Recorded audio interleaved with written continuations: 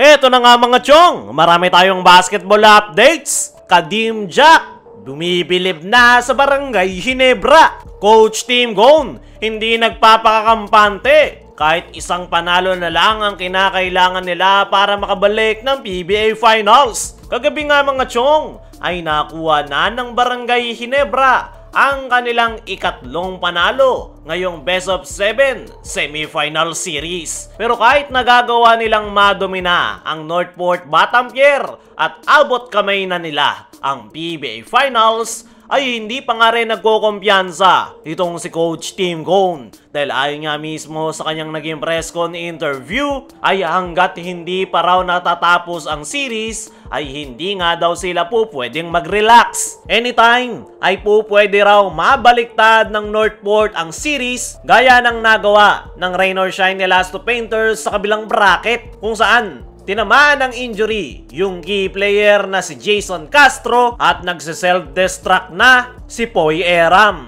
At yan nga raw yung iniiwasan ni Coach Tim sa kanyang kupunan, kung saan talagang minamanage na ng maayos yung playing time ng kanyang mga key players para makaiwas sa injury, at sinisiguro nga ni Coach Tim na okay at walang attitude problem yung kanyang mga players. Ayon pa nga mismo kay Coach Tim, ay tinitake nga raw nila one game at a time ang semifinal series. Every win ay kinakailangan nga raw nilang mag-move forward, at yan nga raw yung kanilang sikreto. Kaya gutom na gutom yung kanyang mga players sa nakalipas na 3 laro nila ngayong semifinals. As of now, ay mahirap nga raw magsara ng series. Palagi nga raw yung binabanggit ni Coach Tim dahil lahat naman raw ng kupunan ay ayaw magpatalo. Ang tanging mindset nga lang daw ng Barangay Ginebra ay hindi nila iniisip na lamang sila sa series para hindi sila mag-overconfident at manatili pa rin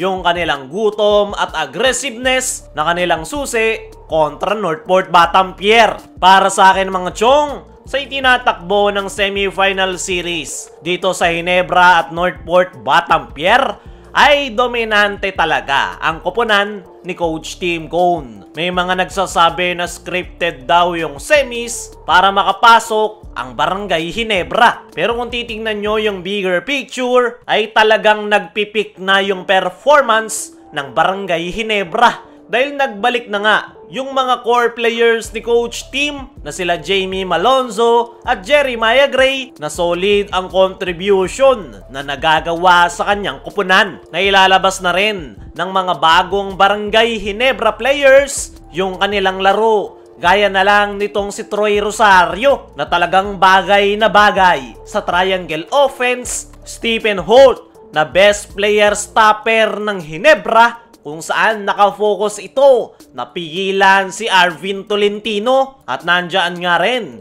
itong kanilang super rookie na si RJ Abarientos na mas nagmamature na yung laro sa Ginebra dahil sa ganda ng kanyang mga decision making. Kaya naman, napakamalas ng Northport Batampier na sa kanila natapat yung peaking performance ng Barangay Ginebra ngayong conference. Kaya naman, dominante ang Ginebra ngayong semifinals at isang panalo na lang yung kanilang kinakailangan para makabalik ng PBA Finals. At kung magtutuloy-tuloy yung dominanteng laro ng Ginebra ngayong semis, ay malamang sa malamang ay mawawalis nila ang Northport Batampier. Dumako naman tayo dito sa kabilang balita. Kadim Jack, bumibilib na sa Barangay Ginebra. Ito ngang si Kadim Jack mga chong ay ang isa sa mga mahuhusay na import ngayong conference. Pero ngayong semifinal series ay hirap na hirap nga ito sa Barangay Ginebra. Ayon nga sa kanyang naging latest interview, ay depensa raw talaga ng Barangay Ginebra ang pinaka nagpapahirap sa kanila. Magawa niya nga raw makalusot sa depensa, naiiwan raw yung kanyang mga teammates. At yan nga yung nagpapa-frustrate ngayon dito kay Kadim Jack dahil wala nga daw siyang natatanggap na tulong galing sa kanyang mga teammates. At naiintindihan niya nga raw yung sitwasyon dahil hindi nga raw basta-basta yung depensa sa kanila ng koponan ni Coach Tim Cone. Sa ngayon ay hindi masaya itong si Kadim Jack sa tinatakbo ng Northport Battenberg ngayong semifinals. Dahil hanggang sa ngayon ay hindi pa rin daw talaga nila nahanapan ng solusyon kung paano sila lulusot sa Barangay Ginebra. Kinakailangan na daw nilang mag-all out sa darating na Game 4 dahil do or die game na nga raw yan para sa kanilang kupunan at dyan na nga raw nakasalalay yung kanilang kampanya ngayong conference. Umaasa itong si Kadim Jack na makakakuha na sila ng panalo sa darating na Game 4. At yan nga raw yung kanilang magiging focus sa kanilang magiging 2-day preparation. Para sa akin mga chong, ay mahirap ang kalagayan ngayon ng Northport Battenberg dahil natapat nga sa kanila yung peak performance ng Barangay Ginebra. Kaya naman, hirap na hirap sila ngayong semis. Kaya mga chong, ano masasabi nyo sa sinabi nitong si Kadim Jack sa Barangay Ginebra? Ano rin yung masasabi nyo na isa na lang ang kinakailangan ng Ginebra para mag-advance sa finals? I-comment mo lang dyan sa ibaba.